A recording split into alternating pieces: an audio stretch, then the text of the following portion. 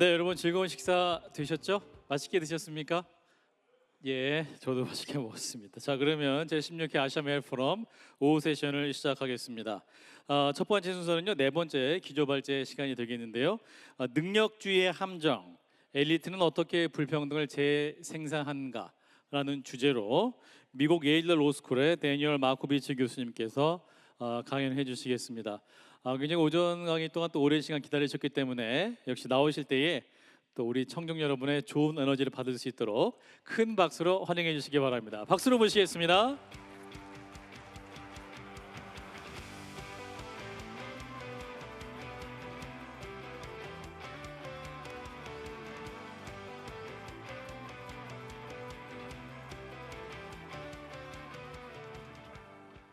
So thank you very much. Thank you for being here. It's a pleasure and an honor to get to participate in this. I'm going to begin, in a sense, at the beginning, which is to say, if we're talking about meritocracy, let's agree about what we're talking about. And meritocracy is a distinct form of social and economic ordering that allocates advantage based on individual accomplishment rather than group identity. So it's distinguished from orders that allocate status or wealth or privilege or power based on race or gender or class. There are lots of different kinds of meritocracies.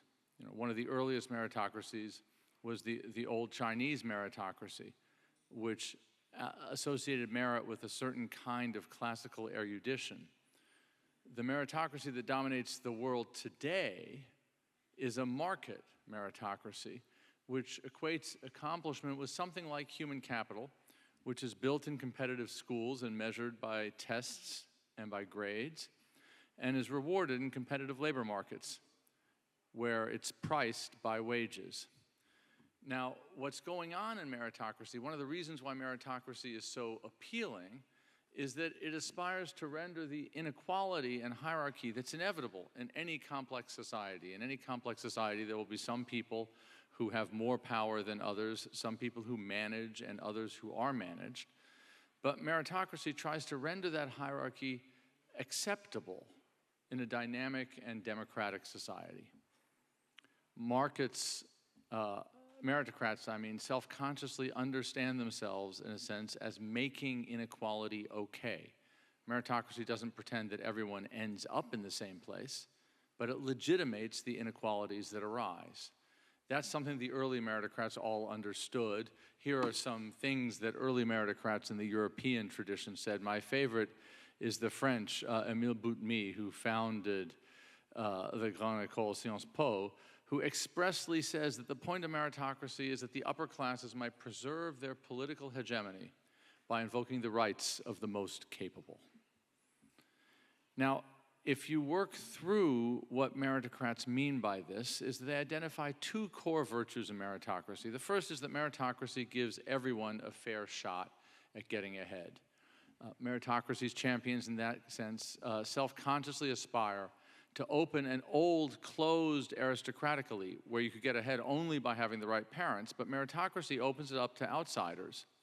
The old guard, by contrast, clung to aristocratic privilege and openly dismissed diversity and inclusion. The second great meritocratic virtue is that it produces an energetic, capable, and above all, productive and hardworking elite. It produces an elite whose talents don't just capture private gain, but serve the common good. Again, the old aristocratic elite was self-consciously constituted as a leisure class. Aristocracies, by their nature, excluded everyone from the wrong class or race or gender. They deprived society of all the talents that those people would otherwise have had and could otherwise have contributed to society. And the aristocrats themselves who got on top, or who were born on top, were, to be blunt, not very smart and not very hardworking. Meritocrats are the opposite of that. They're always hungry. They're constantly seeking to reconstitute their status through their talent, effort, and industry. And when meritocrats rise on account of their industry, they do well by doing good. Their industry has a large social product, and they capture part of that social product as their private product. whereas aristocrats were just rent seekers from top to bottom. Now, initially, meritocracy achieved both of these ends. Certainly, the meritocratic elite is enormously more diverse than the old aristocratic elite ever was, and some basic facts and data from my country illustrate this. You know, Princeton University didn't produce its first black graduate until 1947. It didn't include women until the 1970s. But today, Princeton, like Yale, like Harvard, like Stanford, includes roughly 50% of women among its student body, and its student body is roughly 50% people of color. Even at the very, very top, the Cravath Law Firm, which is the oldest and most elite law firm in the United States, it's New York's Kim and Chang. Its partnership consisted exclusively of white Christian men from its founding until 1958. But today, it's led by a presiding partner who's a woman of Pakistani origin. That would have been unimaginable in the United States before the meritocratic era. It's not just the super elite that's been transformed, it's also the structure of race and class in America more broadly. So a black man in the 1960s whose income put him at the 90th percent of the black distribution would have been roughly at the median of the white distribution. But today, a black man who's at the 90th percent of the black distribution is above the 75th percentile of the white distribution. That shows that there's still a lot of brute race-based income inequality, but much, much less than there was in 1960. And actually, you know, this is of parochial interest to the United States, but in all the debates about affirmative action and the relationship between taking race into account at university admissions and meritocracy, the most important thing to understand is that the reason why we have a black elite in America today is meritocracy. Previously, race-based, status-based exclusion kept talented people of color out of the elite, and the mechanism that got them into the elite was meritocracy. Something similar is true in Korea, actually. If you look at the intergenerational correlation of educational attainment between Koreans of the older generation and the lower generation, between grandparents and parents, as you can see, there was enormous correlation across the generations. That was in the before meritocratic era. But between the self today and that self's parents, these are people who came of age in the era of high meritocracy, the correlation is much, much lower. That is to say, the elite, the educational elite in Korea was opened up to talented outsiders. The other thing about meritocracy and its early success is that it achieved meritocracy's second great promise. Namely, the meritocratic elite is enormously more capable and enormously more industrious than the old aristocrats ever were. At my own university today, post-meritocracy, the median test score of a student would have put them in the top 5% of the class of 1961. Same thing is true in labor markets. As recently as about 1980 in the United States, if you were a prime-age, non-self-employed, full-time working man in the top fifth of the income distribution by hourly wage, you were only about 2/3 as likely as someone in the bottom fifth to work more than 50 hours a week. By 2006, the highest paid man was twice as likely as the lowest paid man to work more than 50 hours a week. So the period of American meritocracy between the late 1960s and into the aughts completely reversed the association between high wages and long hours. For almost all of human history, if you wanted to know how poor someone was, you just asked how hard they worked. And the harder they worked, the poorer they were. Today in the United States, the rich work longer hours than anyone else in society. They also owe most of their income to their labor. As recently as 1960, a top 1% household in the United States owed only about 1/3 of its income to labor. Today, it owes 3/4 of its income to selling its own labor. So this is a story, in some sense, of an initial triumph in meritocracy. Meritocracy came to the United States between the 1950s and the 1960s. It came to Korea a little later than that, at least in the modern era. And initially what meritocracy did is it opened up an exclusionary elite, giving everybody a chance of getting ahead. And it created a new elite that was enormously hardworking, enormously productive, owed its income and status to its labor, and served society alongside itself by working long hours and earning high wages. So the question is, what went wrong? Well, whatever its initial successes, it turns out that a mature meritocracy defeats both of the virtues that once recommended it.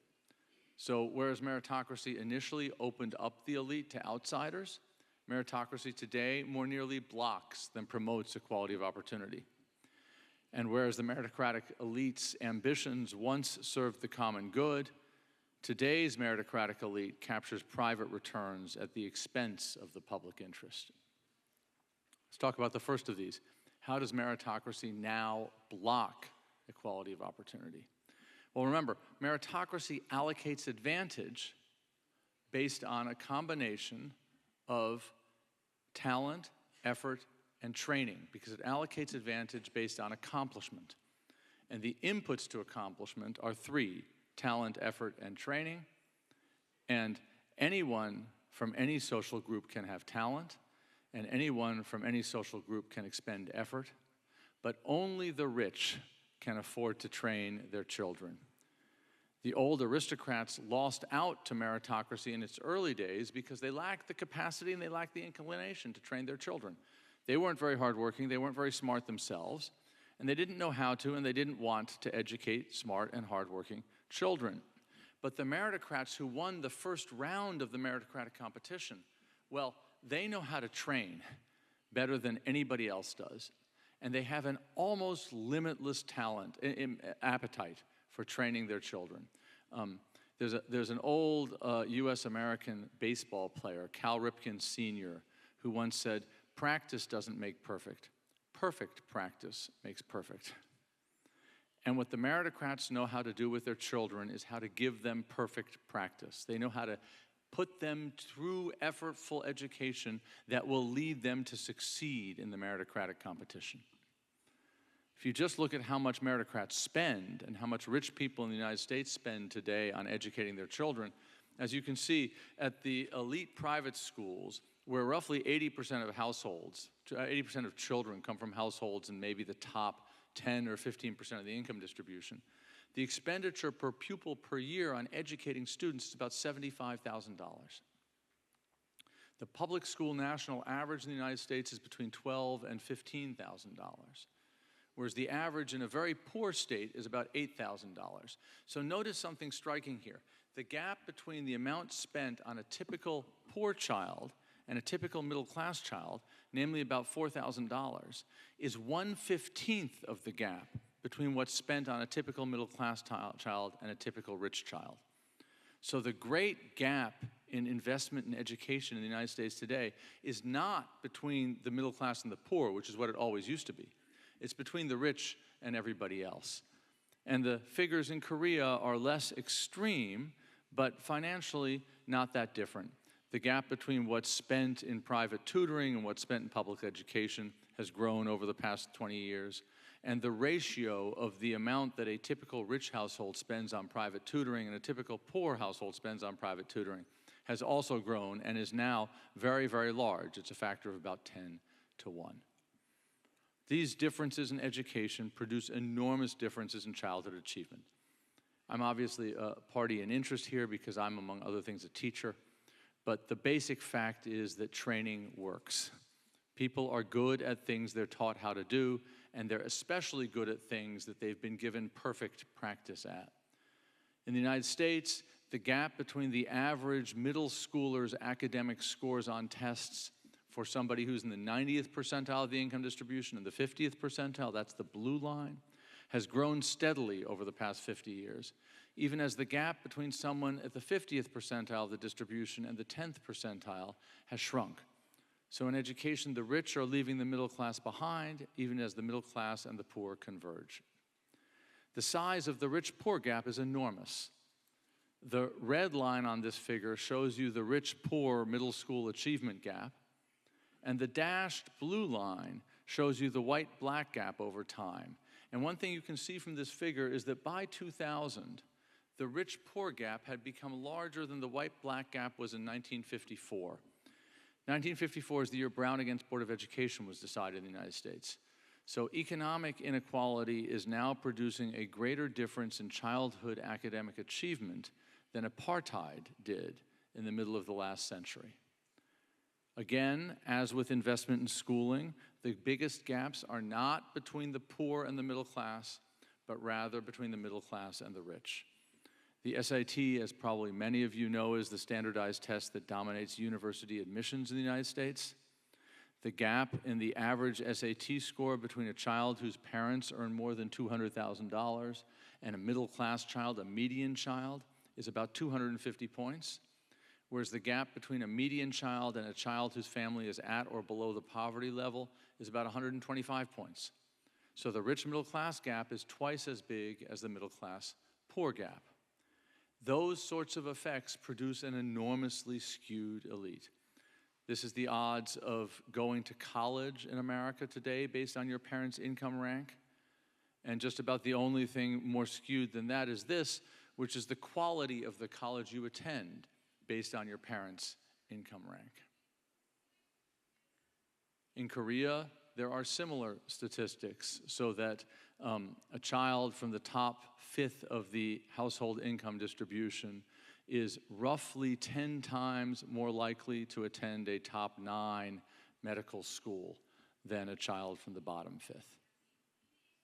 In the United States, the broad elite of universities is dominated by rich children. Kids from the top quarter of the income distribution at the 150 or so most competitive colleges in America are overrepresented compared to the bottom quarter by a factor of about 15 to 1. That's not that surprising because no society has ever welcomed the poor into its elite institutions. But again, look at the gap between the rich and the middle class.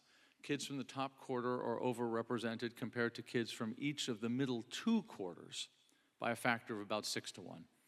So the rich are squeezing out not just the poor, but also the middle class. And as an aside, the politics of this is extremely damaging to the legitimacy of American institutions. If you look at the Ivy Plus schools in typical recent years, there have been more kids from the top 1% of the income distribution than from the entire bottom half. And if you look at Harvard, Princeton, Stanford, and Yale, there have been more kids from the top 1% than from the bottom 60%. Now, what institutions are trying to do in response to this is they're trying to open their doors to the poor. And elite U.S. American universities have gotten significantly better about that in the past 10 or 20 years. So the share of students at elite American universities that get Pell Grants, which are reserved for some of the poorest kids going to college, has gone up dramatically. But what has happened is that the poor kids have mostly taken spaces, not from the rich kids, but from the middle class. So that the middle of the class distribution at elite American universities has been hollowed out alongside of the hollowing out of the middle class and broader U.S. American society. And that leads to the view among many average, ordinary middle-class Americans that universities, particularly elite universities, are conspiracies of the overprivileged and the underprivileged against them. And if you want to understand fundamentally why elite universities in the United States have so little public support, lots of U.S. Americans speculate that it's because the politics around identity at these universities is too woke. I think that's epiphenomenal. The real reason why is this fact, that the middle class correctly perceives itself as significantly excluded from that avenue of advantage getting. There's a similar sort of story actually in Korea. I showed you this slide earlier, which showed you that educational attainment across generations between grandparents and parents was much, much higher than between parents and children. That was the success of the initial round of meritocracy. But between self and children, so the next generation down, the correlation of educational attainment is going up again. That's exactly the same phenomenon. The Korean meritocratic elite is out-training everybody else, and so it is reproducing the dynastic succession of advantage down family generations, only now by meritocratic means. The size of this, well, here's one way to think about it. The old aristocrats simply passed their privilege down to their children by dying. You died and your kid got your title and your lands. The new meritocrats pass their privilege down to their children by investing in the children's education while they are still alive. So if you want to compare that to the old aristocratic inheritance, you take the difference between the resources devoted to educating a typical 1% household child in the United States today and a typical middle-class child, not a poor child, and you invest that money each year in the S&P 500 to be given to the rich child as an inheritance when their parents died, to mimic the old aristocratic inheritance, well, that would amount to between $10 and $15 million per child. That's the extent by which unequal investments in education in human capital reproduce privilege dynastically down the generations of rich families. And these investments pay off. Education, particularly elite education in the United States, has a very, very high return on investment. And more broadly in the US today, fewer than 1 in 75 high school dropouts, only about 1 in 40 people with a high school degree only, and only about 1 in 6 people with a college degree only will earn lifetime earnings equal to the median professional school graduate. And a really elite professional school graduate will earn much, much, much more. The present discounted value of a Harvard, Stanford, or Yale law degree in the hands of somebody who cares only about maximizing their income might be $100 million. That gives you the sense for just how much privilege is passed down in this way. And again, the story in Korea looks quite similar. You have a decline in the early generations of meritocracy, in the ability of families to pass socioeconomic privilege down to their children, and then you have an increase again as the meritocrats have figured out the game. In the US, if you look at where elites are educated, something like half of the broad US American elite attended only 12 colleges and universities. So what meritocracy has done is it's created a new kind of aristocracy. It's based on degrees and learning rather than land and breeding. And the college rankings, US News and World Report, or the Times Higher Education Supplement, have become our Debrett's peerage and baronetage. Meritocracy, once again, used to open up advantage to hardworking outsiders. It now blocks equality of opportunity. The second reason why meritocracy has become self-defeating is that modern meritocracy breaks the association between high elite incomes, the private gains of elite work, and the public benefits, the public good. What we've seen in all of our societies over the past 50 years is a shifting away of work and income from mid-skilled middle-class workers and in favor of super-skilled, superordinate workers. In the United States, for example, a typical worker in the top 1% of the distribution on average works about 8 hours a week more than they did in 1950, whereas a typical worker in the bottom 60% of the distribution works about 8 hours fewer a week than they did in 1950. That's a shift of labor hours per week away from the bottom 60% towards the top 1% of roughly 16 hours a week, which is 2 regulation working days a week. The reason why the poor aren't working such long hours is not that they don't want to work, it's rather that the economy has taken away jobs. So there isn't enough work for mid-skilled middle-class workers to do. Korea, again, is a similar story.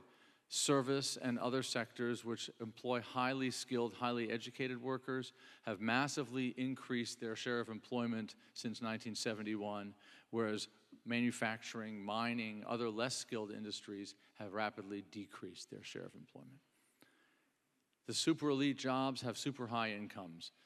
You heard this morning the story about the ratio of wages between a CEO and a production worker having exploded from 20 to 1 to 300 to 1 over the past 50 years. But it's not just executives that have had this happen. It's everybody else. Here are some typical workers who work not just in the same industry, but typically in the same office. And in each of these cases, the superordinate, super elite worker is earning a much, much higher ratio of the middle class worker's income today than they did 50 years ago. Why has this happened? Well, the story is basically skill-biased technological innovation. What's happened is that interested innovators, not the march of science, but people with economic interests, have invented new technologies that mix with the super elite labor that meritocracy has created to make that labor incredibly productive and to make everybody else's labor less productive and less valuable. That's always been the case. It's always the case that technology adjusts to the other resources that technology mixes with. And in the early years of the Industrial Revolution, this produced the effect that actually innovation was biased against skill. The first Industrial Revolution lowered the wages of skilled artisans and raised the wages of unskilled factory workers. But today, what happens is that the invention of super-duper skilled meritocrats who are willing to work very long hours has been an irresistible draw for technological innovation, to create new technologies that mix specifically with super elite labor to make it very productive and thereby displace everybody else's labor from the production function. What does that do? Well, what it does in the end is it breaks the connection between elite advantage and the common good. What today's meritocrats say is that we deserve our super high incomes because we're so productive. And they may well be so productive in the economy that they have created using the technologies that have been invented for them. But the reason why they're so productive is that those technologies would not have been created had they not existed. So high wages in superordinate workers exist only against the backdrop of the economic inequality that they are designed to justify, which is a very short circle. Moreover, the elite gets these high wages and has its skills dominate the labor market by suppressing the work opportunities and the wages of everybody else. So superordinate workers may be essential for productivity in the world that they have created, but they have blocked the invention of other technologies that mid-skilled workers could have used to make themselves more productive. And we see that because we see that over the period of meritocracy's rise, the period since the 1970s, total factor productivity growth has not been noticeably high. So what's happened is not that the technology has rapidly made us all better off, it's rather that technology has focused its attention on the elite. Merit is not a natural or universal virtue, but it's an ideological conceit specifically constructed to launder otherwise offensive inequalities. So what's the way to characterize this? Well, let me begin with a familiar puzzle from development economics. It's well known to development economists that sometimes societies that are rich in natural resources, oil, gold, or diamonds, are often very, very poor and unstable. The Democratic Republic of Congo has a GDP per capita of about $600. Whereas societies that have almost no natural resources are rich and stable sometimes. Singapore has a GDP per capita of almost $90,000. In 1960, the GDP per capita of the DRC in Singapore was the same. And Singapore has no natural resources. Korea actually is another story that's a little bit like this. Korea has more natural resources than Singapore, but not as many as the DRC. What explains this? Well, lots of things explain this. Colonial extraction, wars, a continuingly extractive global north. But one thing that also explains it is what economists call the resource curse. Resource-rich countries like the DRC focus on extractive industries, mining, drilling, and so on. What extraction does is it concentrates wealth in landowners. Whoever owns the land from which the minerals are extracted becomes extremely rich. It also requires a large class of oppressed workers to do the dangerous, unpleasant, and arduous work of doing the extraction. And it discourages investment in education for a broad middle class because the middle class is what's going to challenge the extractionist oligarchs. What that does is it undermines democracy, it encourages corruption, and slow growth and political instability follow. Now, one way to understand the analysis I've just given you is that meritocracy today has invented a new version of the resource curse. The cursed resource isn't oil or gold or diamonds, it's human capital. And what meritocracy does is the labor market concentrates work, income, and status in a very narrow class of super-educated, superordinate workers who dominate an underemployed and stagnating middle class. The elite then uses its incomes to buy schooling for its children that nobody else can afford. And so the rich children monopolize elite universities and top jobs in the next generation. It's exactly the same mechanism that the old extractive mineral-owning elite deployed to keep the minerals in their families, the meritocrats deployed to keep the education in their families. Social and economic stratification, undemocratic politics, corruption, and low growth all inexorably follow. In the United States today, the odds that a generation born now will be richer than its parents were have gone down very dramatically over the past 3 generations. And the green line shows the extent of the drop, and notice that the drop is biggest for the broad middle class. In Korea also, parents' beliefs that their children will fare better than they were have dropped by about 90% over the past 30 years. Meritocracy is self-defeating, that is, because it casts a human resource curse. If you'll indulge me one final thought, I'd like to give you a reflection on the state of my country, but not of yours. This is the top 1% income share in a series of countries over the past 110 years. And you can see Korea's has been going up in recent years, but nowhere is like the United States, which is the purple line, in which the top 1%'s income share has returned to what it was before the Great Depression.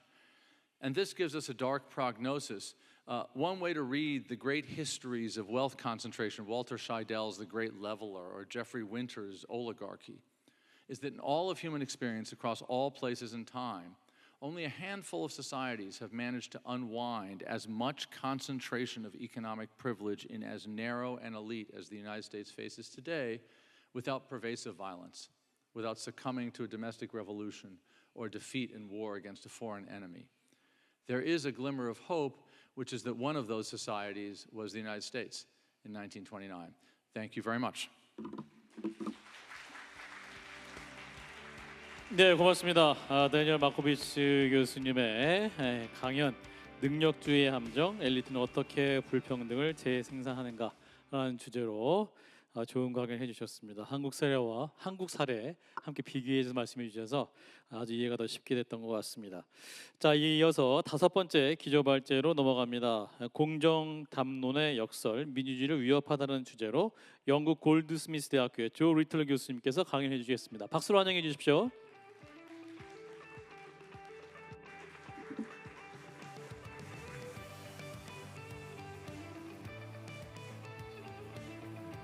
Hello.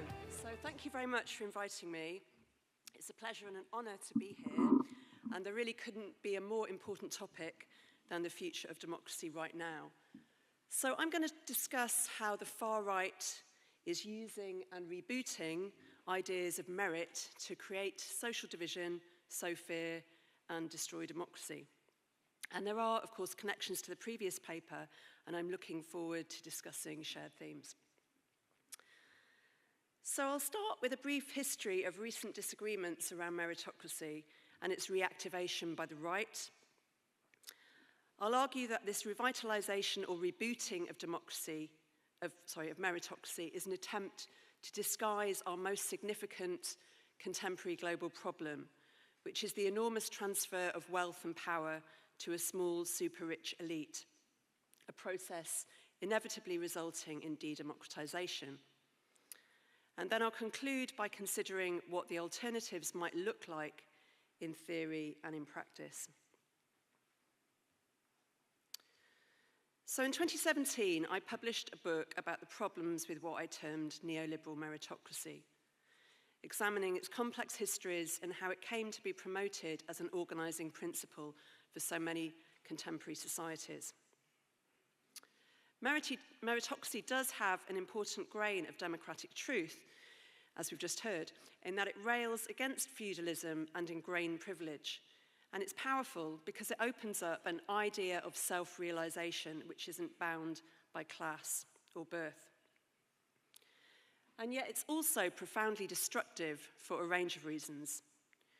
It promotes a competitive society organized around a hyper-individualized ladder of social mobility.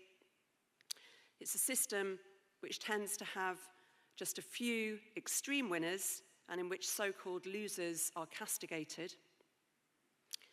It's been an ideology which has been used to legitimate the shredding of socialized infrastructure and safety nets and to endorse ballooning privatized assets and wealth. And this in turn is a process which makes the social playing field even less level. So meritocracy, therefore, functions primarily as a fig leaf for plutocrats, we might say, as a comforting myth about democracy at the same time as it's used to erode and destroy it. And we might say, why do we even need the word? Why don't we just use democracy? So I think it's important that the ideology of meritocracy gains social power by working through multiple realms. To understand it, we might look at the evolution of the term in social theory, in political rhetoric and policy, and in popular culture. Because one discipline alone rarely offers enough explanatory power, and that's why actually it's really nice to hear so many different disciplinary contributions today. In English, the word meritocracy began in the 1950s as a critical phrase. It was a swear word. To the industrial sociologist Alan Fox, who first used it, it was a ridiculous idea. Why would you give big economic prizes to the already gifted? Similarly, to the European philosopher Hannah Arendt, it was simply as unfair as any other oligarchy. Michael Young's critical and satirical 1958 book on the topic was a bestseller in the UK. And yet, in the 1970s, meritocracy moved from being the topic of left-wing critique to being enthusiastically adopted as a key plank of at first right-wing and then centre-left political policy. And this began to a large extent in education. Meritocracy was pitted against comprehensive education and collective provision. So in the UK, it was used, for instance, to argue that schools should be sold and privatised, as in this think tank publication from the 1980s by Adrian Wooldridge, Meritocracy and the Classless Society. And the idea was popularised through cultural forms like reality TV competition, media glamorizations of the entrepreneur as being the primary aspirational role model, particularly for those with meritocratic deficit, with less money and power. For instance, the girl boss or the poor black guy who made it despite the odds. They were the ones who tended to be spotlighted by the media. Which also highlights how we need to pay attention to intersectional dynamics, which can often be overlooked when discussing this topic. So my book came out in 2017, the same year as Donald Trump first became US president. And it became part of a wider wave of critiques of meritocracy and interrogation of the problems of this veneration of the idea of upward mobility as a normative social ideal. Some of the other related books are here, including Daniel's book and a critique of K-meritocracy. I wish I could speak Korean to read it. So there was, in other words, an enthusiastic critique of the topic happening.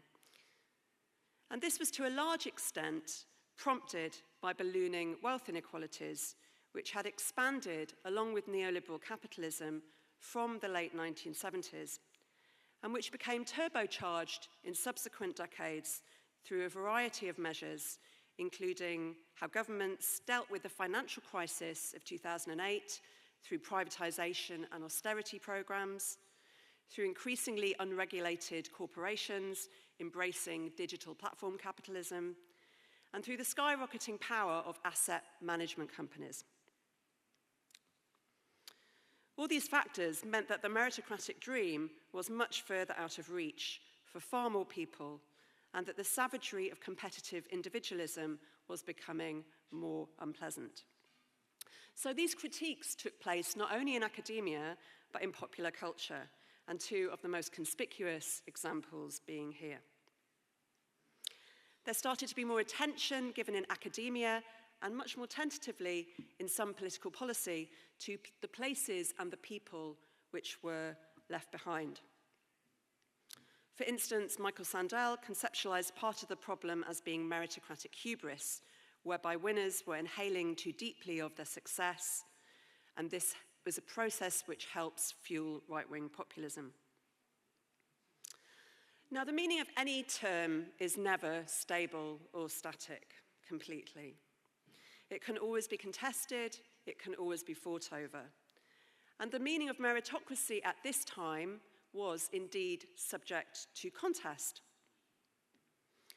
Since this moment, we might say, the right has effectively fought back by manipulating the discontent of those positioned as losers, and by continuing its long-standing habit of activating the term in the service of the already overprivileged. For instance, we have images of the ultra-rich right loudly pretending they're as ordinary as the rest of us in the UK and the US, presenting their social journeys as a parable of progress. These images are everywhere, and they're currently being flamboyantly doubled down upon. I've described this persona as the normcore plutocrat. For example, Donald Trump Jr. repeatedly describes his wealth as being due to his father giving him the same opportunities as anybody else. He suggests he's only successful because he's talented and worked very hard. He has the merit. So Trump Jr. is just one of the key right-wing figures endlessly repeating this mantra of merit as a sword to cut down any egalitarian policy. The right has rebooted the meaning of meritocracy over the past few years through an expansive ecology of extreme political action, academic work, institutional activity, and new forms of cultural expression. This book, for instance, The Aristocracy of Talent, by the British right-wing journalist Adrian Wooldridge, the same man who wrote the privatization pamphlet in the 1980s, is a fierce defense of meritocracy.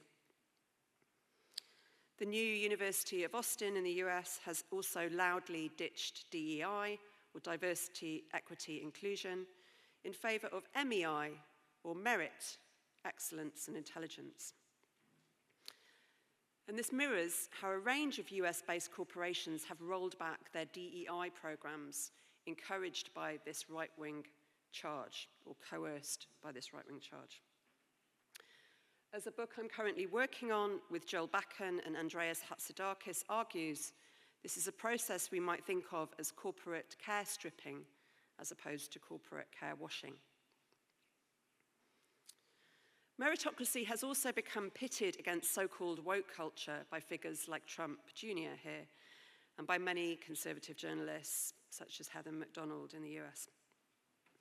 It's been quite easy to activate resentment against the recent gains of feminism and anti-racism. Both feminism and anti-racism have made significant but limited progress over the past few decades. They've largely been able to advance to the extent that they're compatible with neoliberal capitalism, bluntly, no further. And so the majority of countries' social playing fields have continued to get even more economically uneven between rich and poor of all genders and ethnicities. These anti-woke projects have also been extremely well funded. Catherine Stewart's book, Money, Lies and God, for instance, analyses the huge financial resources right-wing billionaires are pumping into churches and into challenging education policy in the US, and it's excellent background reading material. So this combined logic was brought to fruition in the US through Trump's presidential action in April of this year to restore equality of opportunity and meritocracy, which claims to be concerned with treating people as individuals and being blind to gender or race. On the right, we have a photo of what the outcome of that looks like. It is uniformly white and male, as well as frighteningly authoritarian.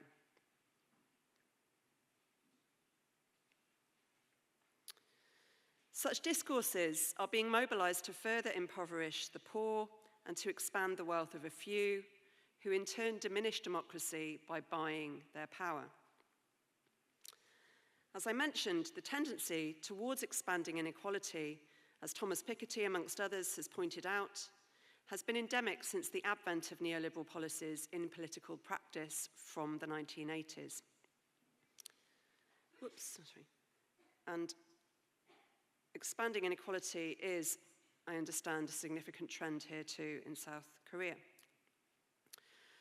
So what I'm emphasizing here is that such inequality and de-democratization is being achieved both through money, through policy, and through inventive ideological work. It's work which requires positioning and demonizing some large groups of people as being without merit, as being losers, even if that constituency is perpetually shifting. In his recent book on the cultural and political battle for control of Britain, the social theorist John Clarke uses the term vernacular ventriloquism to describe how a super-rich elite tend to adopt the voice of the everyday downtrodden worker in order to scapegoat another third group, such as migrants or asylum seekers. And this tendency is exploding right now in the UK. It's also a trope which has a long and wide resonance. We might, for instance, compare it to the scapegoating of welfare queens in the US in the 90s, or to the hatred of the weak today in South Korea.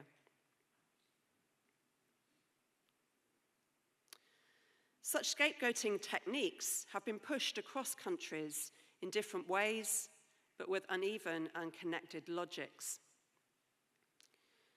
They could be considered, perhaps, in relation to what Melinda Cooper has termed the capitalist counter-revolution to social democracy of the mid-20th century, to what Richard Seymour has termed disaster nationalism, or to what David Renton has described as the new authoritarianism, which is driven by a convergence between the centre-right and the far-right, a constituency which crucially have colonised much of the media landscape.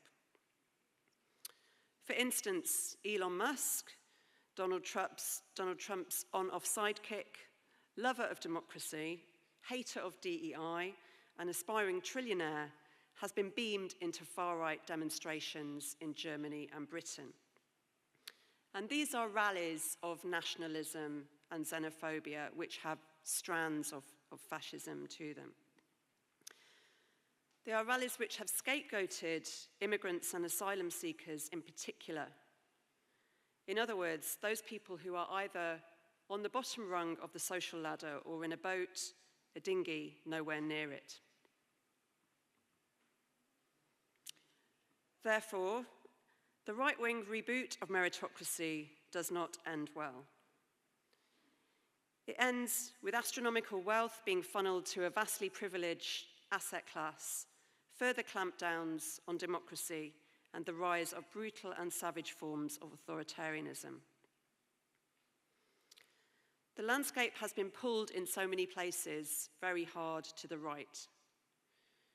It's wonderful that the authoritarianism of martial law was defeated here in Korea. At the same time, it's a notable lesson that many centrist governments, including the UK, are plummeting in popularity as they do not offer enough social compensation for the losses of neoliberalism, for its inequality.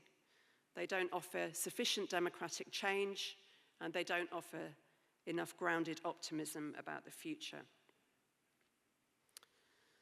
So what is the alternative? Well, there are many, but here are some conceptual alternatives and principles for practice to throw into the ring. We need to deepen democracy rather than embrace authoritarianism. To tax billionaires and regulate asset management companies. To create better quality of life for the majority of people through public luxury and private sufficiency, through a green transition, and through more socialized infrastructures. I was very pleased to hear that a shorter working week is being introduced here in Korea too. I think we need to embrace a democratic understanding of merit that combines education for individual growth with education for the common good, and to ensure that we're always working towards equitability, egalitarianism in fully intersectional ways in terms of gender and race, disability and class. And this isn't to end up in a lonely position of purist virtue, but rather to recognize the complexity that we have all around us and through us, and to forge solidarities and alliances. So the right wing are so good at this, they're so good at forging alliances, but the rest of the political spectrum is often much worse at it. And I think we need to venerate cooperation more than competition, both as a principle and a strategy. We need inventive collaborations to create a vibrant, diverse, and democratic ecosystem, which takes into consideration all these different dimensions of civil society, as well as politics and law and economics. So these ideas and some of the past and present iterations of them in practice are discussed more fully in a book that I co-wrote with 4 other people, The Care Manifesto, The Politics of Interdependence, the second edition of which will be out next year. Thank you very much. 네, 고맙습니다. 공정담론의 역설 민주주의를 위협하다라는 주제로 영국 골드스미스 대학교 조 리털 교수님의 강연을 들었습니다. 이 능력주의에 대한 얘기, 또 현상 분석을 넘어서 또한 솔루션, 해결책에 대한 얘기까지 깊이 말씀을 나눠주셨습니다. 자, 이제 두 번째 라운드테이블 진행하겠습니다. 이번 라운드테이블은요, 불평등의 시대 민주주의를 다시 묻다라는 주제로 총 5분의 연사와 패널들과 함께하겠습니다. 라운드테이블 좌장으로는 정현백 성균관대학교 명예교수께서 맡아주시고요. 이철승 서강대 사회학과 교수님, 이강국 일본 리쓰메이칸대 경제학과 교수님과 함께 또 앞서 기조월제에 함께해 주셨던 데니얼 마코비츠 교수님과 조 리틀러 교수님을 패널로 모시고 더 심층적인 토론을 진행하도록 하겠습니다. 자, 5분을 위해서 여러분 큰 박수로 환영해 주시면 좋겠습니다.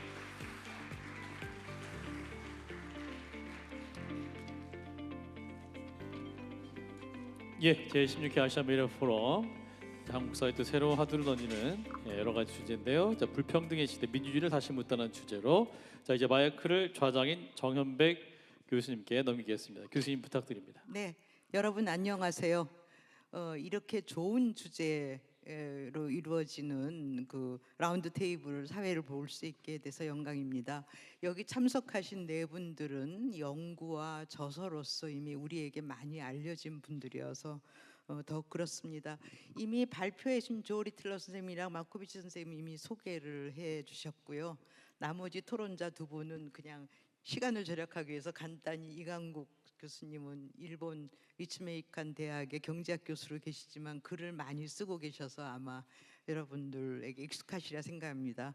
마찬가지로 이철승 선생님 서강대 사회학과 교수로 계신데 불평등의 세대란 책으로 몇 년 전에 아주 사회적 토론을 많이 일으켰던 분입니다. 그래서 이 분들과 함께 토론을 하겠는데요. 잠깐 진행 과정을 말씀드리면 지금 논점이 너무 많습니다. 그런데 먼저 마코비츠와 리틀러 교수님의 강연에 대해서 토론자 2분이 10분씩 논평 겸 한국적인 현실에서 한국적 특수성을 이분들이 발표하신 때로는 좀 미국이 중심이긴 하지만 글로벌한 이런 능력주의에 대한 접근에 대해서 한국적인 특수성이 어떤 것인가 하는 거를 좀 토론에서 밝혀주시리라고 생각합니다. 그 다음에는 마코비츠와 리틀러 교수님 2분의 대답이 이어지겠는데요. 여기에서는 토론자의 토론에 대한 대답도 중요하지만 아주 어렵게 한국에 오셨으니 외부인으로서 한국 사회를 관찰하면서 한국 사회에 던지고 싶은 조언을 좀 해주시면 좋을 것 같습니다. 그리고 마지막으로는 이거를 통해서 여기 계신 발표자, 토론자와 청중 여러분들이 그렇다면 능력주의의 이 한계 속에서 우리가 어떻게 대안이나 출路를 모색할 것인가를 가지고 좀 얘기를 했으면 좋겠습니다. 사회자가 너무 욕심이 많기는 하지만 그래도 이 귀한 자리에서 좀 더 성과를 거뒀으면 좋겠고, 오늘의 이 세션 토론은 아마 한겨레신문에서 다시 기사로도 정리할 것 같아서 좀 그 어깨가 무겁기도 합니다. 예, 그러면 먼저 이철승 선생님 먼저 토론을 시작해 주시겠습니다. 네, 서서 하시죠. 지금 PPT를 쓰실 예. 거죠? 예.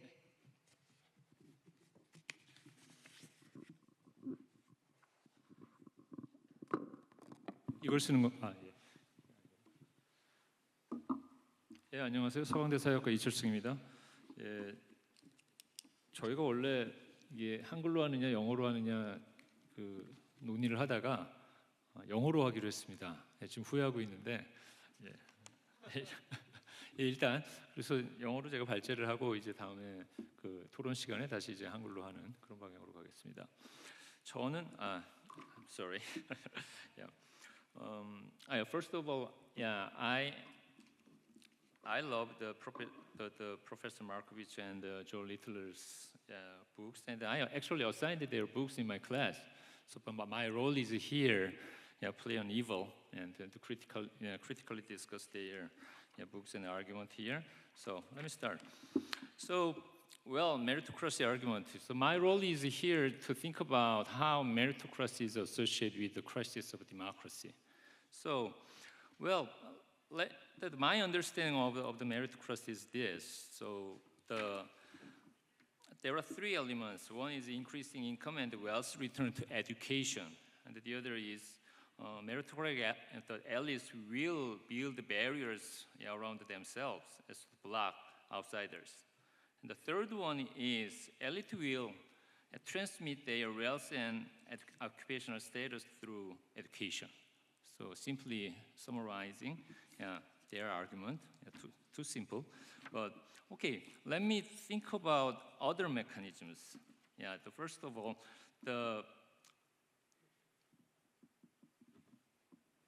actually, should I use this? Oh, I'm sorry.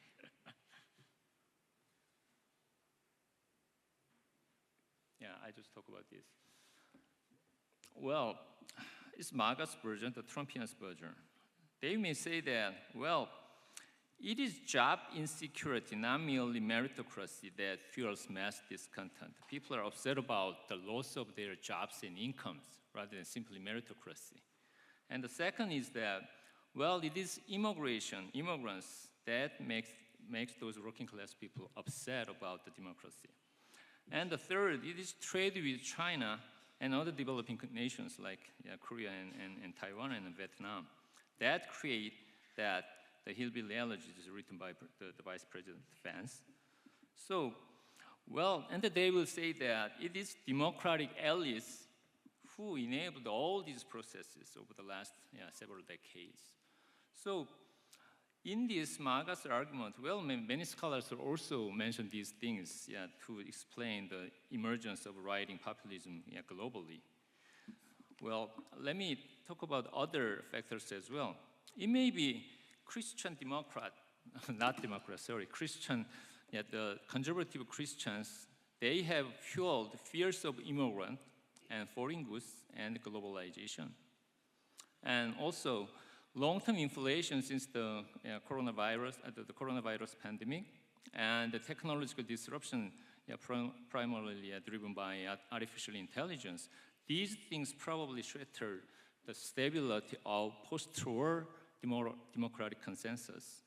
So the third one, I think that this is the most important thing, and then Professor Joe Littler mentioned this, I think is the lack of welfare state. The welfare state that once protected the vulnerables from the neoliberal globalization, they have eroded. They become incompetent. They become insufficient to protect those working class or those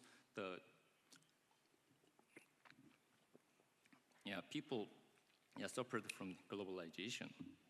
So, asking, is the meritocracy thesis really applied to Korea and broader East Asia? This is my critical question. First of all, yes, the dominance of meritocracy reflected in rising return to education is well documented. The Professor Markovits just showed us. But issue is that social closure among meritocratic elites may not be intensifying in Korea. The point is that meritocracy has been here, and I'm going to call it credentialism rather than meritocracy in a minute. It has been here for 1,000 years, nearly after Goryeo era, I think. But the problem is that people are increasingly discontent about democracy. If meritocracy is constant and the democracy is in crisis, is it that closely associated? That's the question. And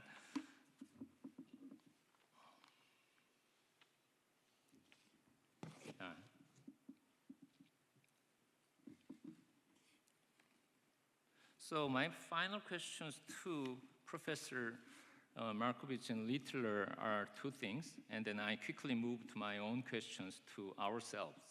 So our writing Americans, for instance, MAGAs, they truly observe about the meritocracy, and then the crisis of democracy is caused by meritocracy. That's the first question.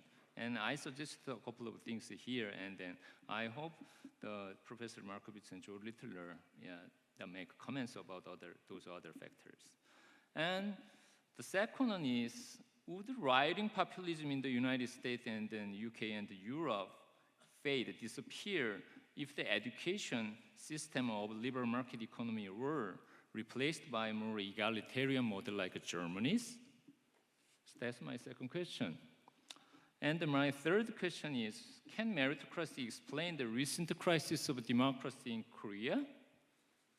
This is my, probably many people here may want to listen some answers about this question. And then, what are Korean far-right groups? In the morning sessions, we talked about this. The previous three presenters, they talk about this. What are Korean far-right groups angry about? Are their grievances similar to those in the Western countries? Is it because of immigration? Is it because of job and income loss? Is it because incompetent liberal elites? I am skeptical about this. So let me suggest my own data and analysis here. Well, if you look at this complex graph, there's a point at this. You see here, this is extracted from World Value Surveys, and this y-axis we call the Freedom of Choice Index. It's constructed by a couple of indexes. One is the individual autonomy. The other is about the gender and homosexuality, attitude about gender and homosexuality, so whether it's equal or not. And the third one is political choice. It's similar to democracy index. The fourth one is choice of religion, whether you have freely choose religion in your country. And then this x-axis is socio-economic prestige index. I constructed this by with education and income, this is subjective income, and then occupation. So point is here, if you look at here, this is different from democracy index. It's about more about emancipatory value. It's about more similar to identity politics, the index. So if you look at here, if you have higher socio-economic prestiges, you will increase your freedom of choice index as well. And then you belong to lower socio-economic status, then you will answer much lower value. This is pretty reasonable, right? The issue is here, in East Asia and Southeast Asia, you have a higher socio-economic index, you answer more conservative values. It's opposite to these Western countries. So what does this mean? here, Western liberalism, Western pluralism is coincide with this Western reservoir of so identity politics. This is like that. If you go to Silicon Valley or Boston or New York, you will meet a lot of these pluralistic alleys supporting identity politics, the sexuality, equality of sexual, the feminism and the equality of homosexuality, those kind of issues. And those working class, dispossessed working classes will located here. So they are way more conservative than these high-class alleys. So this is the reservoir of Western extreme right-wing politics, in my argument. The problem is here. In East Asia, it is not just working class, low class people. It is highly prestigious jobs and income. Those people with those high prestigious income and jobs, they are actually could be the reservoir of right-wing populism. It's the opposite here. People here, they are upset about these people in meritocratic elites, in Markovits and Joe Rittler's terms. However, here, it is conservative elites. The point is that in East Asia, it has been the same people who upset about democracy. Actually, they are the people who established democracy and then upset about democracy as well. It's the same people. More correctly speaking, probably these days, it is sons of these socioeconomic elites who are upset about democracy, not the daughters. 예, 선생님. 시간 다 정리하겠습니다. So, well,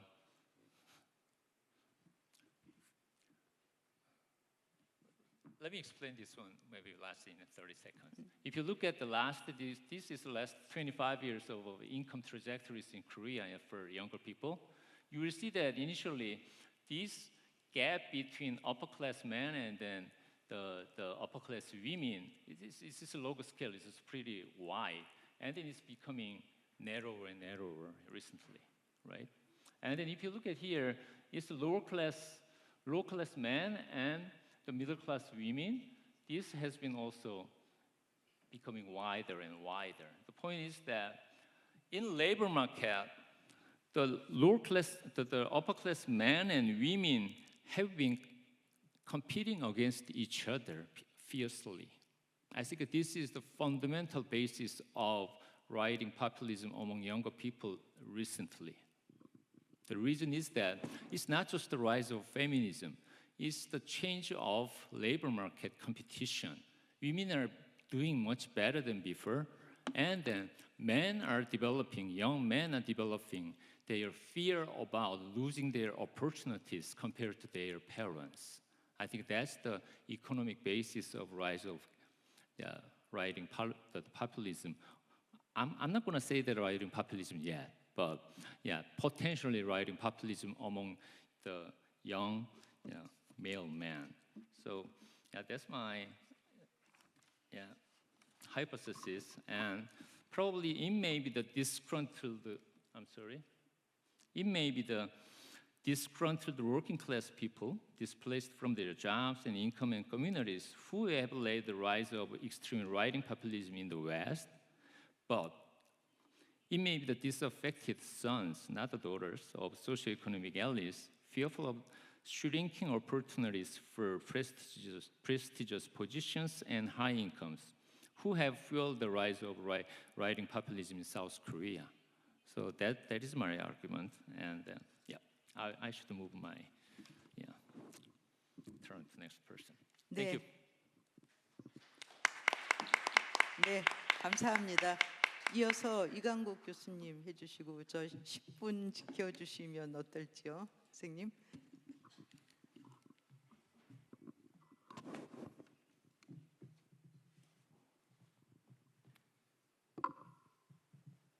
Can I use this PPT? Okay, in this discussion, I like to talk about meritocracy, inequality, and Korean context. I think that Professor Markovits presents a very strong and fundamental criticism against meritocracy. And also, Professor Littler's analysis is very interesting, especially her perspective with cultural studies, quite fascinating to me. Overall, I agree on their arguments, especially that meritocracy is now justifying and also increasing current inequality. However, I believe that the understanding of meritocracy should be context-specific. I mean, Korea is different from Western countries, as Professor Lee also discussed. Now, I can give them some short questions. First of all, to Professor Markovits, you actually emphasize the role of skill-biased technological change. But to me, the relationship between technological change and the increasing skills of elites, not that clear. Maybe more important thing is super skill-biased technological change, these days like digital technology, but in those industries, very high income and profit usually related with huge rents coming from market concentration. And also to Professor Littler, I'm also wondering about your suggestion, if you have any, to change the currently popular culture and discourse or ideology of meritocracy. And most important question in this forum would be how meritocracy is really bad to our current development and what is to be done. And now let me turn to meritocracy and inequality in Korea. Indeed, we have seen rising meritocracy in the recent period, especially among youngsters in the name of fairness.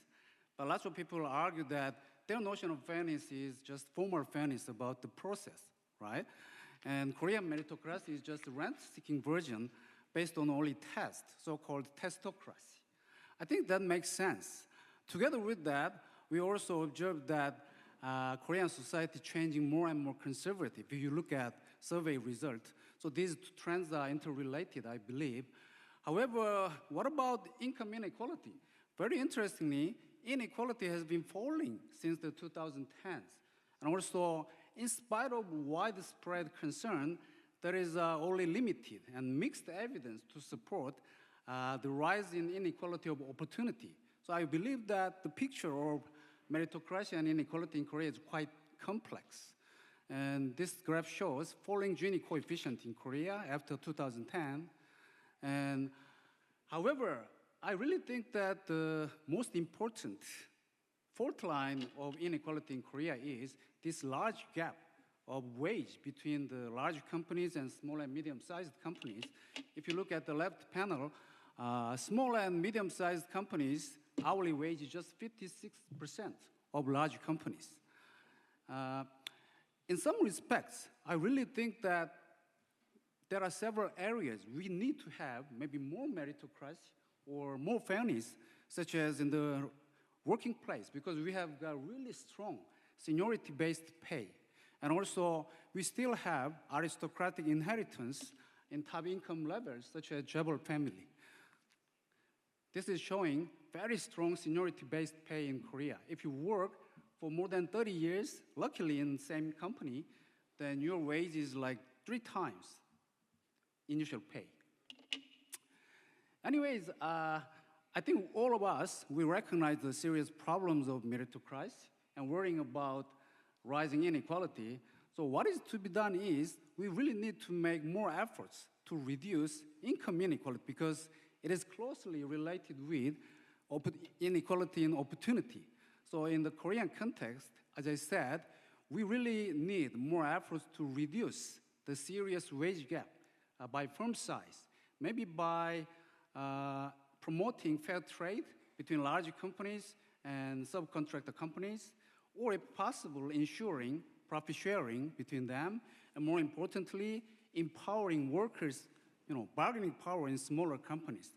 But in reality, it's been very difficult, as everybody knows, right?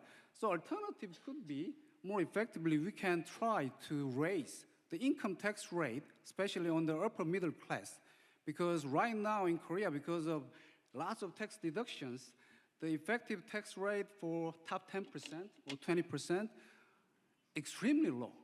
If you look at this graph that I calculated, for about top 10% threshold, the income tax rate effectively calculated is only about 7%. And for top 20%, it's merely 4%. So I think we should really change this reality. And to change this, as an economist, I really believe that it's essential to understand and underscore the fact that high inequality is really harmful to economic growth. That is now common sense, even in mainstream macroeconomics. So bottom line is, we shouldn't argue that we can achieve more egalitarian growth with solidarity that can benefit everybody, including the rich. Of course, for that, we need huge political change, overcoming dominance of politics by this upper middle class. So this brings me to the issue of democracy. As you know, these days, globally speaking, everybody is worried about the crisis of democracy. And this graph shows there is a decline in democracy everywhere in the world. And the right panel from Funket's study shows that there is an increase in populist government after the 2000s. Why this happened? There are lots of studies after 2016, the year of the Brexit and the election of Trump, and they talk about lots of, many factors, but generally speaking, inequality was responsible. And recent cross-country empirical study reports that inequality is really leading to erosion or backsliding of democracy. These graphs are from recent study by Rao and Stokes, and the left panel shows there are several cases of backsliding or erosion in democracy after 2000, and the second and third graph reports that the probability of the erosion of democracy getting higher when we have higher income inequality, measured by Gini coefficient or top income concentration. But irony is, those populist governments actually produce even worse economic performance, like lower economic growth rates, while they don't improve income distribution either. So the point is, actually, democracy, the problem of democracy is not just a political problem, but also an economic problem. Finally, let me very shortly talk about inequality and democracy in Korea. As you know, we Koreans have faced serious political turmoil with martial law and the impeachment of the former president. I think that it's hard to say that's directly related with increase in inequality. And of course, Koreans show very strong resilience of democracy. However, it should be noted that young men in their 20s and 30s have become very conservative in the recent period. And interesting point is that this stance is more outstanding in high-income groups. In this graph, showing political orientation by class, age, and gender in Korea, if the number is larger, it shows you are more politically conservative. Very interestingly, far-right graph shows that young male groups, especially from upper middle class and above, high-income groups, these people, these youngsters show the most extremely conservative stance. Having said that, actually about this change, there is a debate, I remember, and many suggest it might be related with growing anxiety of these people together with intensifying competition, as Professor Lee also mentioned, and also reduction of opportunities like decent jobs because the growth rate is getting slower and slower. But having said that, my concern is more about the future. I'm really worried about the future change because in the future, maybe inequality will rise more together with meritocracy, and also the current Liberal Party shifts toward more Brahmin left stance, favoring the highly educated and higher income groups more. Then even in Korea, there is a quite high possibility that the marginalized poor groups, like youngsters, might support far-right populists. So still, we got this crucial question that is, how can we reduce inequality, restrain meritocracy, and finally, develop our democracy? Okay, that's it. Thank you. 네, 선생님 감사합니다. 이제 리틀러 교수님하고 마코비츠 교수님이 대답을 해주실 건데요. 그 한국에서는 능력주의보다도 학벌주의 얘기를 많이 하셨어요. 영어로 프루덴셜리즘 얘기를 하셨는데 그 부분 얘기하고요. 다음에 조 리틀러 선생님은 잠깐 얘기하셨고 이철승 쌤이나 이강욱 쌤이 하는데 한국에서 젠더 갈등, 젠더 컨플릭트가 굉장히 심한데 마코비츠 선생님도 능력주의와 이 젠더 퍼스펙티브를 좀 결합해서 말씀해 주실 수 있을지 하는 것까지 포함해서 두 분의 긴 토론에 대해서 대답을 해 주시기 바랍니다. 자, 먼저 조 리틀러 선생님 시작하시겠습니까?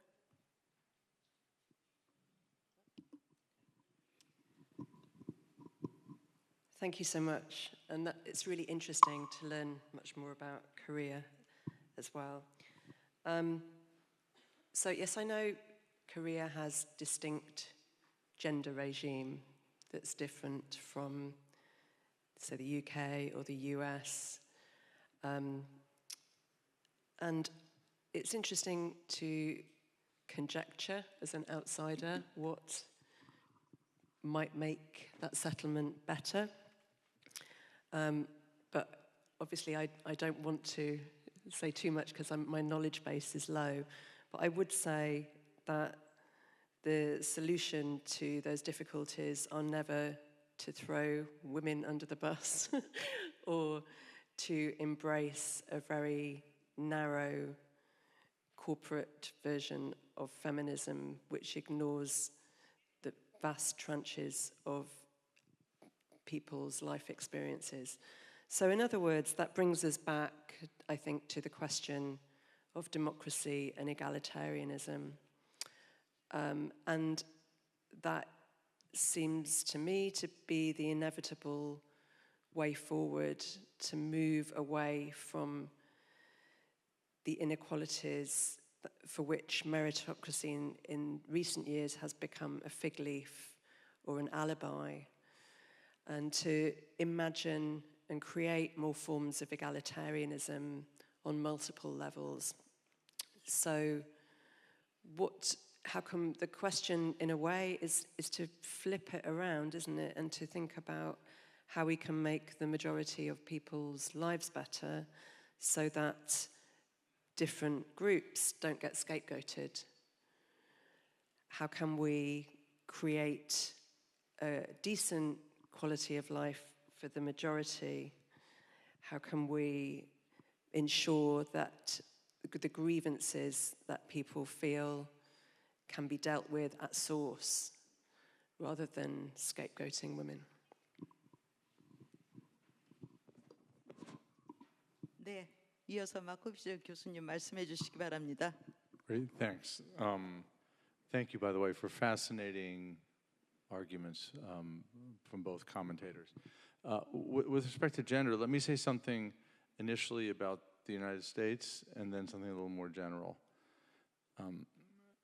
So there's a story about the interaction between class and gender in the United States, according to which everybody is living in bad faith with respect to gender norms.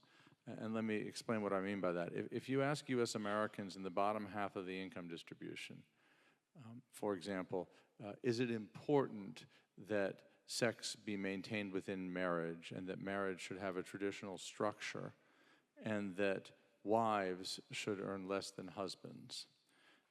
Overwhelming majorities in the bottom half of the income distribution answer yes to all those questions. And overwhelming majorities in the top 10th of the income distribution answer no to all those questions. And if you then look at actual behavior in the United States, over half of the children conceived to women outside of the top half of the income distribution in the United States are born outside of marriage. In different sex couples in the bottom third of the income distribution in the United States, women significantly out-earn men. Meanwhile, in the very top of the income and education distribution, something like 90 to 95% of children born to women who have graduate or professional degrees are conceived and raised to adulthood inside intact marriages. And in the top 5% of the income distribution, husbands dramatically out-earn wives. So both parts of the class distribution purport to embrace one set of norms and then live by a completely different set of norms. Why is that? Well, one possibility is connected to the meritocratic reproduction of human capital, which is that if it turns out that a child's human capital acquisition and education is an incredibly valuable economic asset, and it turns out that that asset can be manufactured only by a super trained worker, and you add on to that patriarchy, what you get is in the top part of the income distribution, women get elaborate educations, enter the workforce, and then drop out of the workforce when they have children so that they can be production workers whose product is the human capital of their children. And so there's a story you can tell in which this form of economic ordering produces gender norms that are at odds with the lived experience and behavior all across the income distribution. So that's one way to tell the story in the United States. Now the thing I want to say about that, and then I'll say something broader about other societies also, there's an old feminist joke about Marxism, which says Marxism is like coverture. So coverture was the traditional law of marriage at the common law, which declared, as Blackstone said, that the husband and wife were one person at law, and that person was the husband. And so the feminist says about Marx that Marx insists that gender and class are one thing, and that thing is class. And so there's a problem, which is that I've just given a class-based analysis of U.S. gender norms, which totally neglects the possibility that gender has its own motivating powers, ideological structures, and normative mechanisms, which arise and operate independent of economic life. And I suspect as soon as one starts looking transnationally to other societies and sees that there's a rise of backlash against women's empowerment all around the world in societies whose economic structure is quite different, whose class operation mechanisms are quite different. One of the things that you're going to learn from that is that gender has its own immanent normative and sociological logics. And those, I think, are actually incredibly recalcitrant, it seems like. That's one lesson of this backlash. And I don't think that they are enormously well understood.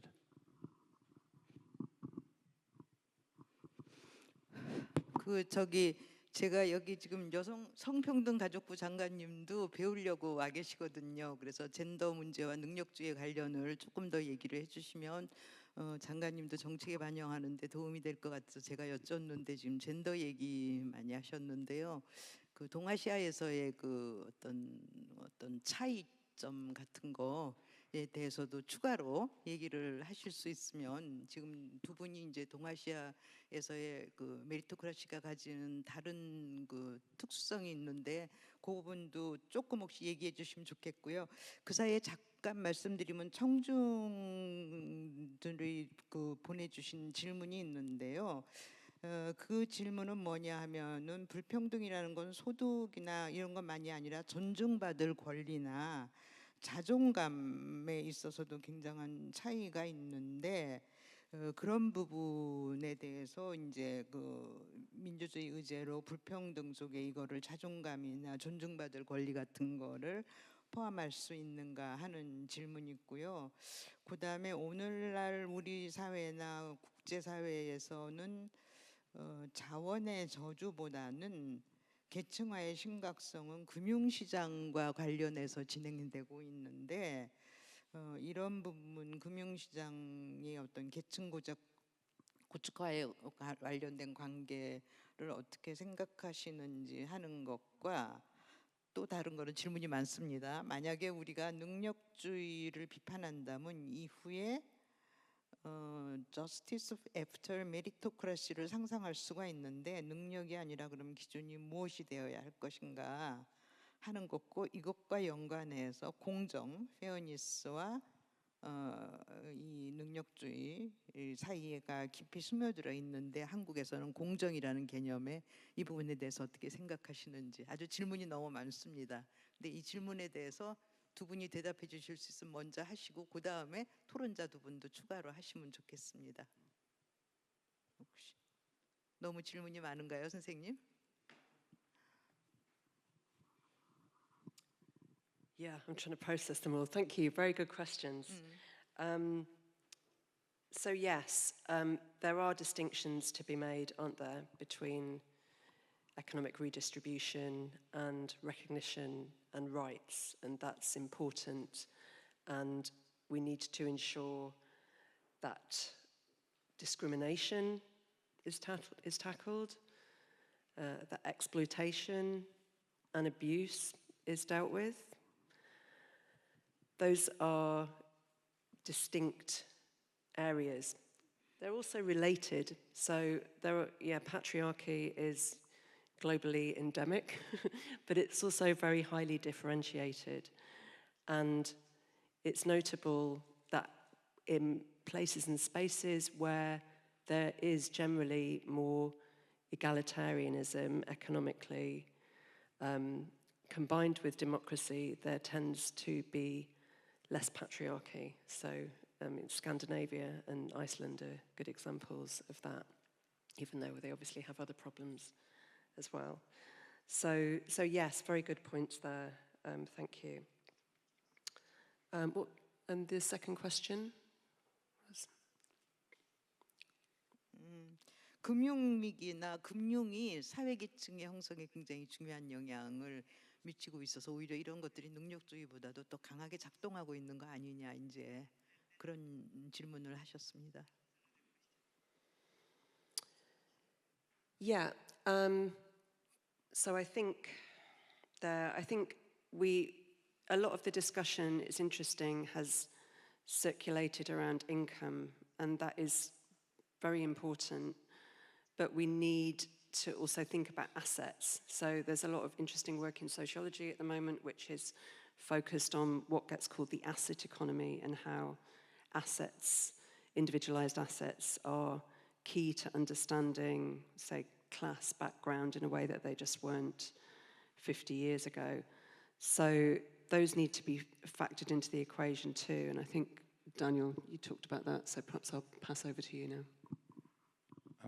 Just a couple points. 네, 예. Yep. First, something that's raised by this question about wealth versus income inequality, and that will connect a little bit, I suspect, to distinctions between the United States and South Korea. One of the big questions you want to ask about inequality in a society is I try to find a comprehensive measure of the share of top incomes attributable to the labor of the people who capture those incomes. Because, well, here's a way to put the point. In 1900, the highest wage you could get anywhere in the world was as a British or Scandinavian elite civil servant. And that person made, roughly speaking, 10 times the median wage. Anybody who had a higher income than 10 times the median wage was a capitalist and had income that was derived from their owning assets, land, factories, portfolios of financial assets. Today in the United States, there are large numbers of people who have wage income of $100 million a year. And there is an army of people who have wage income of $10 or $15 million a year. And what that means is that these are people whose principal source of wealth is their human capital, not other kinds of capital. That is going to be significantly less true in a country like Korea, where most of the richest people in the society are rich in the way in which they are because they own other assets. Particularly, they own both financial entitlements to the returns of large corporations and conglomerates and control shares of stock in those corporations and conglomerates. And so that kind of a society generates very different patterns of the transmission of inequality across generations and of inequality itself. One interesting question for the United States is all these people who have accumulated enormous quantities of labor income themselves are about to die. And their children will then have inherited capital income. And, the U.S. has created a society in which even the super rich conceive of themselves as middle class because they conceive of themselves as workers. A couple of years ago, I was on a phone call with a multi-billionaire who wanted my advice about something or other. And he had to get off the call because he had to clean up the mess that his child had made eating breakfast. And I said to him, don't you have somebody else to do that for you? And he said, of course not. I'm raising my child as a middle-class child. And this was a man who had $5 billion. Why? Because he had been raised as a middle-class child and had a set of norms that he was trying to pass on to his children, but his children won't have those norms authentically.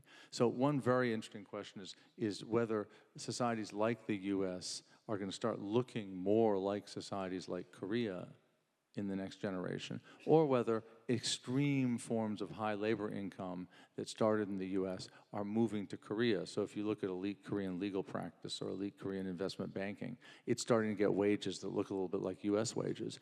And which way this convergence is going to go is an important question. And if one knew the answer to that, one would know a lot about the social and economic dynamics that are going to dominate the next 20 years.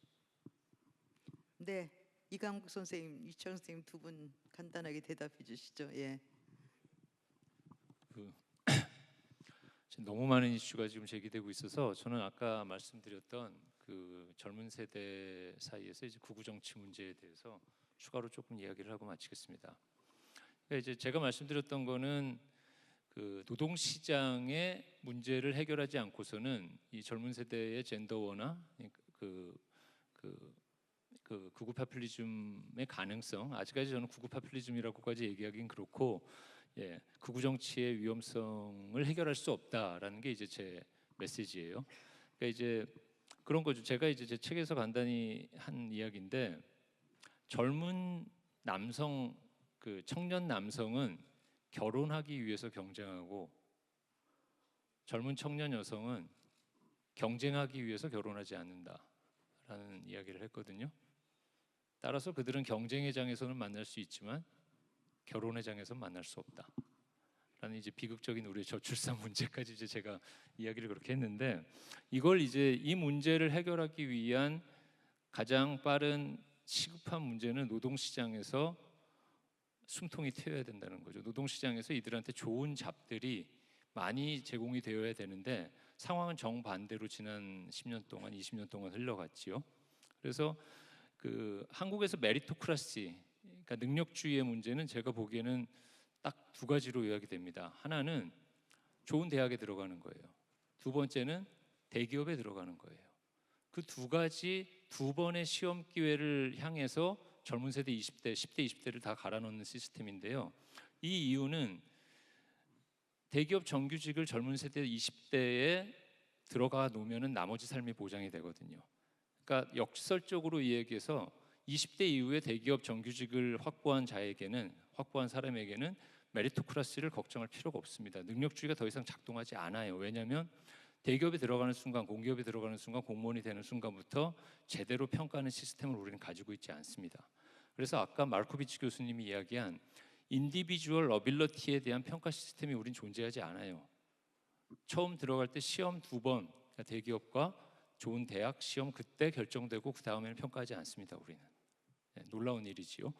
그래서 젊은 세대들은 이 평가 시험, 20대 2번의 평가 시험을 통과하기 위해서 모든 걸 갈아넣고 쏟아 넣는데, 문제는 과거에 비해서 좋은 잡들은 점점 줄어들고 있고, 두 번째로 젊은 남성 입장에서는 아까 말씀드린 대로 젊은 여성들이 치고 올라와서 자기들의 지금 얼추 상층 노동 시장에서 여성 대 남성 비율이 반반이 됐거든요.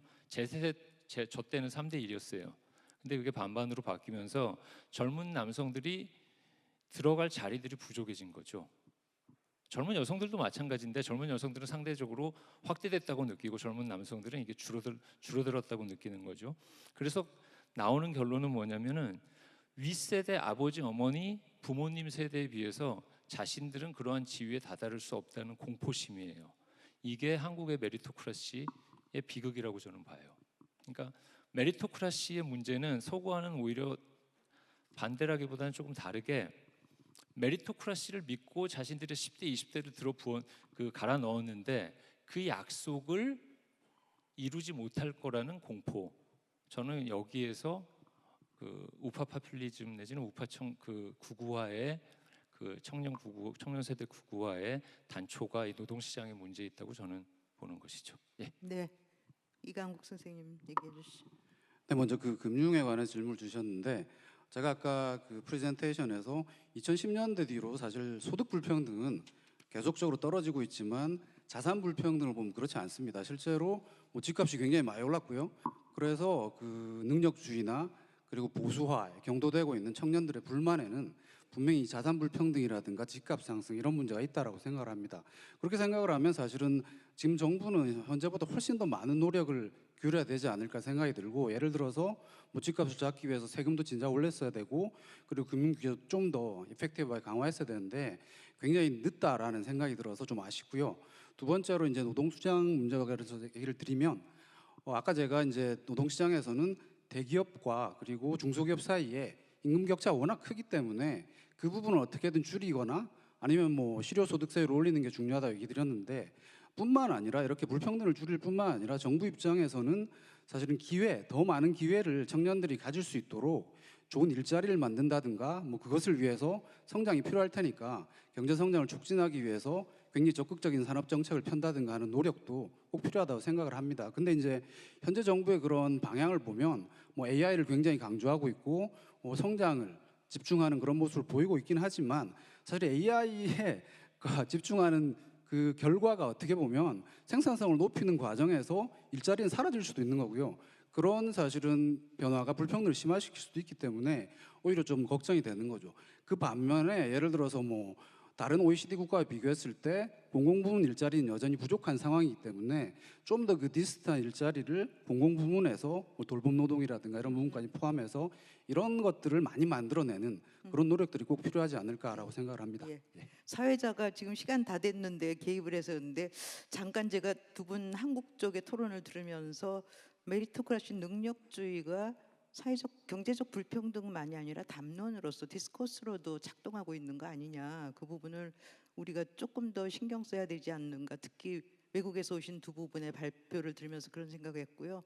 다음에 그 리틀러 선생님이나 마코비츠 선생님한테 얘기를 들으면은 그 이제는 능력주의가 메리토크라시가 젠더 디퍼런스를 만들어내지는 않고 있는가, 대단히 복잡한 현상으로 나타나긴 하지만 그 부분은 여전히 조금 궁금한데 지금 시간이 다 돼서 두 분이 짧게 대답하실 수 있을지 아니면 그냥 정리를 할지요. So is creating gender, what was the other word? 메리토크라시. Conflict. Oh, okay. Well, I think we need to specify what we mean by meritocracy. So, what political, economic, social constellation does it interact with? And so it sounds like the formation it is working with is part and parcel of that story. And so it's important to pick apart the building blocks, isn't it, of what's constituting that story, what's making it work. And so I think, what I was struck by in the narrative about the scrabbling for work, and it's a very different structure, isn't it, in Korea of people staying in jobs for longer, and the age dynamics are quite different. I mean, in the UK, for instance, it's completely the opposite. So people are very disposable. If you're being paid too much money as a senior person, it's quite likely that your institution or firm will let you go. So that is just as much a problem, should we say. So I think also it's interesting to think about this constellation of issues in relation to what you want society to be and what the conditions and possibilities are for people to have equity, whether gender equity or on other bases. And so in the West, we kind of worked towards the model that Nancy Fraser talks about as kind of a model where you have a dual earning household of people working incredibly long hours, both partners working incredibly long hours, scrabbling to keep up and not having enough time or resources. And so, and she talks about how we need to work towards a different model of a universal caregiver. So on that basis, you might, for instance, think about how both partners could work less and have an equitable division of childcare. Yeah? So you might have, say, a 2 or 3 day week for each partner to be able to look after their kids and kind of solve that issue. So to throw this in the mix, I think, is just to point out that it's complicated. You know, we have to look at what is being socially valued, what we want to be socially valued, what kind of society do we want, and how might that be achieved. And I think a crucial dimension of that it's very hard to ignore is that we live in societies where wealth is being funneled increasingly to the super rich, and the rest of us are scrabbling around. So that needs to be tackled in any answer to the question. 예, 알겠습니다. 예, 혹시 말씀하실 게 있어요? 그냥 끝내도 되겠습니까? 예. I think we're at time, so let me just say thank you yes. again, and thank you to the commentators. Thanks, Joe. Lovely to be on with you, and thank you very much for running the show. 네, 모두 토론에 열심히 참여해 주시고 좋은 토론 내주셔서 정말 감사합니다. 여러분 감사합니다. 예, 고맙습니다. 불평등의 시대에 민주주의를 다시 묻다라는 주제로 정연백 성균관대 명예교수님, 이청수 교수님, 이강욱 교수님, 그리고 예일대 로스쿨의 데니얼 마코비츠 교수님, 조 리틀러 교수님 5분의 토론까지 잘 들었습니다. 예, 우리 원민경 장관님이 계속 계셔가지고 질문도 잘 해드렸고요. 우리 또 박영선 전 장관님도 계시네요. 예, 장관님 반갑습니다. 예, 자 잠시 장례 정리하고요. 휴식 시간을 갖고 3시부터 다음 순서 본포럼 마지막 순서 지역 민주주의 특별 세션 진행할 테니까요. 잠시 쉬었다 장례 정리 후에 뵙겠습니다.